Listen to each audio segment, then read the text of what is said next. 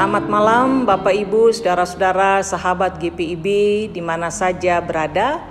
Pada malam hari ini berjumpa lagi dengan saya, Pendeta Sonya Mediarto Sitania Pesi dari GPIB Gideon di Jakarta Pusat dalam program Night Call GPIB.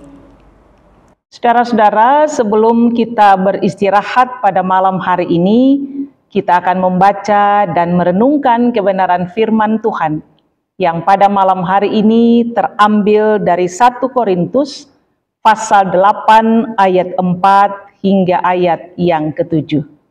Mari kita berdoa sebelum kita membaca dan mendengarkan firman Tuhan. Ya Bapa di dalam surga, kami bersyukur untuk sepanjang hari ini, di mana Tuhan telah memberkati dan menyertai kehidupan kami. Sebentar lagi kami akan beristirahat, namun di dalamnya kami akan membaca dan merenungkan kebenaran firman Tuhan. Urapilah kami semua dengan Roh-Mu yang kudus, supaya kebenaran firman Tuhan yang tertera dalam kitab suci ini boleh kami baca, boleh kami dengar, dan boleh kami hidup selaras dengan kebenaran firman Tuhan. Bersabdalah kepada kami ya Tuhan, kami siap mendengar. Hanya di dalam nama Yesus kami berdoa. Amin.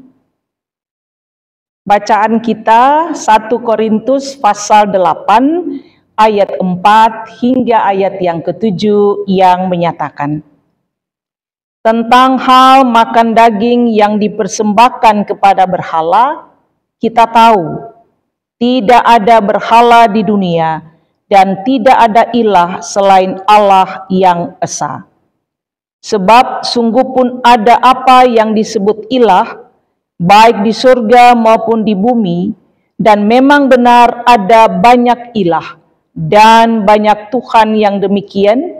Bagi kita hanya ada satu Allah, yaitu Bapa yang dari Dia berasal segala sesuatu dan yang untuk Dia kita hidup. Dan satu Tuhan saja, yaitu Yesus Kristus, yang karena Dia segala sesuatu telah dijadikan dan yang karena Dia kita hidup. Tetapi tidak semua orang yang mempunyai pengetahuan itu. Ada orang yang karena masih terus terikat pada berhala-berhala, makan daging itu sebagai daging yang dipersembahkan kepada berhala. Oleh karena hati nurani mereka lemah, hati nurani mereka itu dinodai olehnya.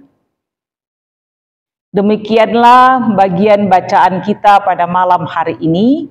Yang berbahagia adalah mereka yang mendengarkan firman Tuhan, tetapi yang lebih berbahagia adalah mereka yang melakukan kebenaran firman Tuhan.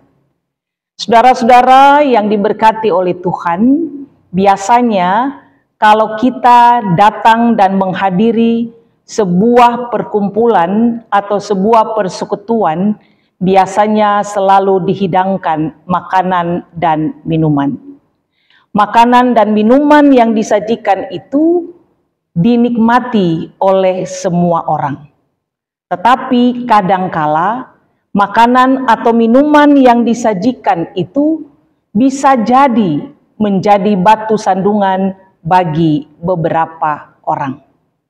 Nah, bagian bacaan kita ini dalam 1 Korintus pasal 8 ayat 4 sampai 7 mau mengatakan kepada kita tentang pandangan Paulus tentang bagaimana ia menyikapi orang-orang yang ada di Korintus yang memakan makanan yang telah dipersembahkan kepada berhala.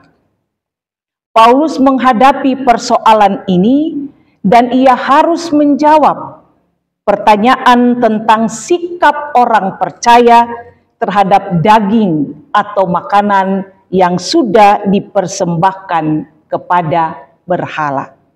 Masalah ini muncul, saudara-saudara, karena sebagian jemaat di Korintus punya latar belakang sebagai penyembah berhala.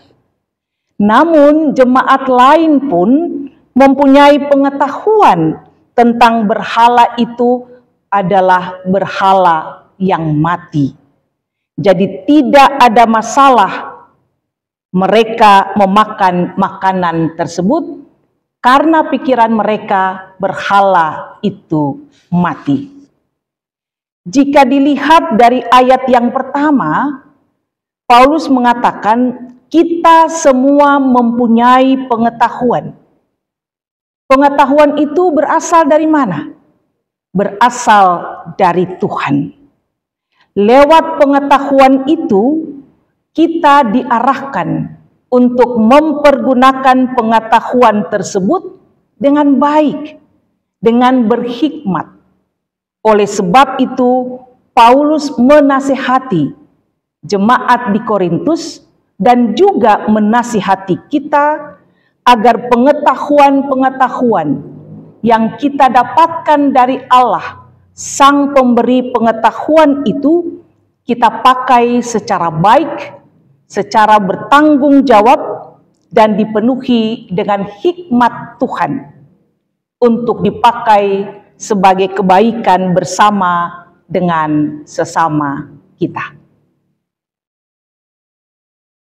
Nah, dalam bagian bacaan ini, Paulus menasihati orang-orang Korintus untuk tidak berlebihan dalam menilai pengetahuan yang mereka miliki terhadap persoalan makanan yang disajikan kepada berhala. Semua berhala itu mati. Dan menurut Paulus, orang-orang yang berada di Korintus teristimewa menasihati tentang hal makan daging yang dipersembahkan kepada berhala. Ia katakan, Tuhan tidak dapat disandingkan dengan berhala, karena berhala merupakan benda-benda mati yang terbuat dari kayu, yang terbuat dari logam, dan yang terbuat dari batu permata. Ia menjelaskan bahwa pengetahuan manusia ini sangat terbatas, dan pengetahuan itu harus digunakan untuk mengasihi sesama dan mengasihi Allah. Jika pengetahuan yang dimiliki itu menjadikannya sombong, maka hal itu akan menjadi batu sandungan baginya. Paulus juga mengatakan bahwa Allah adalah Allah yang esa. Tidak ada Allah lain yang hidup. Semua berhala itu mati. Oleh sebab itu, Paulus dalam suratnya kepada jemaat di Korintus ini tidak menyalahkan sikap jemaat yang beriman kuat untuk memakan daging yang telah dipersembahkan kepada berhala. Karena berhala merupakan benda-benda mati yang tidak dapat berbuat apapun. Namun hal ini, saudara-saudara, akan menjadi persoalan bagi jemaat jika memakan persembahan tersebut akan bertentangan dengan hati nuraninya. Itulah sebabnya juga Paulus menghimbau agar jemaat tidak sengaja, ya, diulang lagi, tidak sengaja untuk menikmati makanan tersebut di depan orang-orang yang lemah imannya, sebab mereka dapat jatuh dalam dosa. Paulus menyarankan kepada jemaat di Korintus, daripada menjadi batu sandungan, lebih baik jangan memakannya. Itu saudara dapat baca di ayat yang ke-9. Paulus juga menyadari bahwa banyak berhala yang dianggap oleh penyembahnya sebagai ilah atau Allah mereka yang bersemayam di bumi maupun di sorga di wilayah Korintus. Paulus menasihati jemaat agar hanya menyembah Allah yang esa, yang melalui kuasanya terwujud dalam ketritunggalan Bapa, Anak, dan Roh Kudus. Nah, saudara-saudara yang diberkati oleh Tuhan kita Yesus Kristus, apa yang menjadi refleksi kepada kita? Yang pertama, kita semua diingatkan untuk hanya menyembah Allah yang esa. Mereka yang menyembah Allah, pasti mereka juga mengasihi Allah. Mereka tidak akan mempergunakan pengetahuannya untuk membinasakan orang lain atau untuk menjatuhkan orang lain. Paulus memberi contoh tadi mengenai makanan persembahan berhala. Ia mengatakan bahwa makanan memang tidak membawa kita lebih dekat pada Allah. Entah dimakan atau tidak, kita tidak akan mengalami kerugian.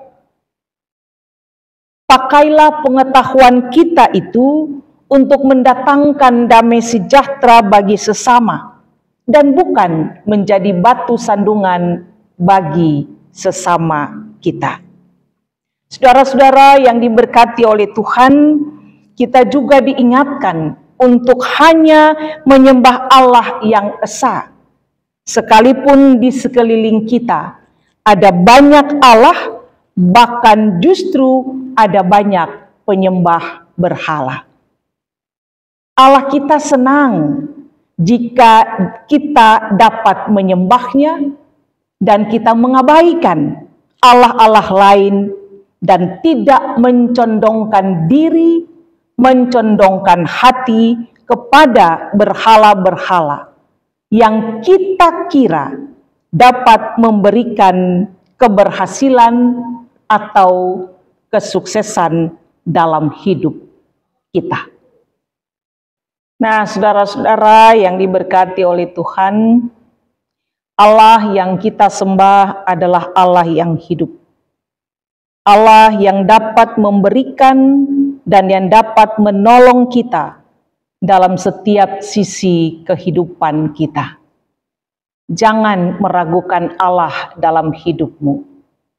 Jika saat ini engkau diliputi dengan berbagai macam kecemasan hidup, pergumulan-pergumulan keluarga, pergumulan-pergumulan anak-anak dalam studi, bahkan pekerjaan dan pelayanan. Ingatlah, Allah yang kita sembah adalah Allah yang peduli. Allah yang akan memberikan jalan keluar kepada setiap orang yang mencari dan yang mengasihinya. Saudara nanti akan berjumpa dengan keajaiban-keajaiban yang Tuhan sediakan kepada kita. Oleh karena itu, jangan mengabaikan Allah. Teruslah menyembah Allah dalam setiap sisi kehidupanmu, dan lihatlah betapa banyak berkat yang Tuhan siapkan kepada setiap orang yang menyembahnya dan yang mengasihinya. Mari saudara-saudara, kita terus datang untuk menyembahnya, karena hanya keselamatan terletak dalam diri Allah melalui Yesus Kristus. Hanya Tuhanlah yang dapat menjamin kehidupan kita hari ini, esok, bahkan selama-lamanya. Teruslah mengasihi Allah sampai kesudahan zaman. Tuhan memberkati saudara. Amin. Sahabat GPIB yang diberkati oleh Tuhan, sebelum kita beristirahat, mari kita bersatu di dalam doa. Bapa yang Maha Kasih, kami bersyukur untuk kebenaran firman yang boleh kami dengar saat ini. Tuhan menolong kami dan mengajari kami, agar kami tetap setia menyembah Tuhan yang esa, agar kami tetap mengasihi Tuhan, supaya dalam kepelbagaian kehidupan kami selalu berjumpa dengan kasih, dengan rahmat, bahkan dengan kebaikan-kebaikan Tuhan. Ketika kami akan beristirahat malam hari ini, kami menyerahkan jam istirahat ini dalam tangan kasih dan kuasa Tuhan. Tuhan menjaga, Tuhan memelihara, dan Tuhan menyertai istirahat kami. Esok hari dalam perkenanan Tuhan, kami bangun dengan tubuh yang sehat, dengan sukacita, dan dengan syukur. Inilah doa dan syukur kami Tuhan, hanya di dalam nama Yesus kami berdoa. Amin. Saudara-saudara yang diberkati oleh Tuhan, kiranya sepanjang malam hari ini kita sungguh diberkati dan dijaga oleh Tuhan. Esok hari kita bangun dengan kekuatan dan kesehatan yang baik. Tuhan memberkati saudara. Selamat malam.